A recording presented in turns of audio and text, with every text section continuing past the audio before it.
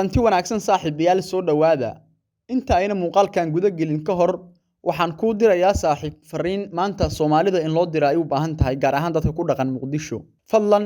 haddii Ilaahay uu kugu deeqay dhiig caafimaadna aad qabto booqo isbitaalada una deeq dadka u baahan in dhiig loogu deeqo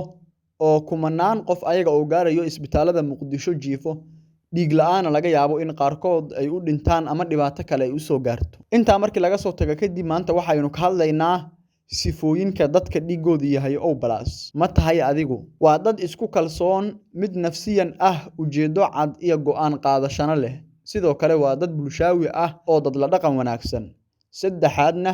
waa qof furfuran oo si fudud ay isku fahmi karaan dadka lana qabsada isbedelada badanaa dadka oo balaas dhigoodu uu yahay waa dadka caanka noqda bulshadana ka dhex muuqda waa dadka u badan ee ciyaara khamaarka sababtoo ah kama baqaan khasaaraha waa dad soo jiidasho leh qaabka muuqaal ahaantooda waxay leeyihiin dulqaad waana dad adkaysi badan dhan waliba hadday noqoto xataa dhanka caafimaadka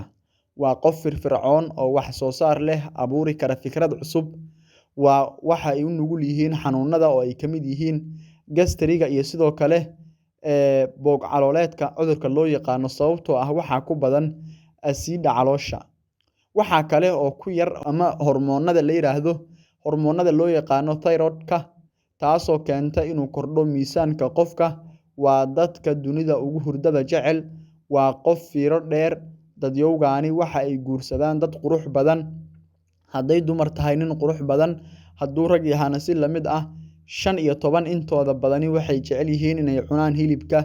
dadkan waxaa ka soo baxa siyaasiyiin la taliyaasha dadka caanka ah iyo dadka suugaanta ku fiican ama marketingka ah waa dad aan naxariis badan lahayn waana dictator jecel in fikirkooda uu la qaato dadkaani ma ahan dad dabeecadahooda la saadaalin karo wax walba dhexdhexaad bay ka yihiin qof garasho badan ogaal leh qof dhanka wanaagsan wax ka eega positive qof dareenkiisa aan qarsan karin 22 qof qab leh ama broad sidoo kale qof aan khaladaadka qaadan haba yaraadaane micnuhu maaha in dhammaantood isku wada aragto astaamahan se kolleyba haddaa oo balaas tahay qaybo kamida wad leedahay ee saaxiib muuqaalkan inoo sheer gareey sidoo kalena bixi dhiigaaga waxaa jirta xikmad dhahayso in aad dhiig bixisaa waxa ay ka dhigan tahay adiga oo naf badbaadiyay soo dhawaada saaxiibayaal mahadsanidin waynu idin jecelnahay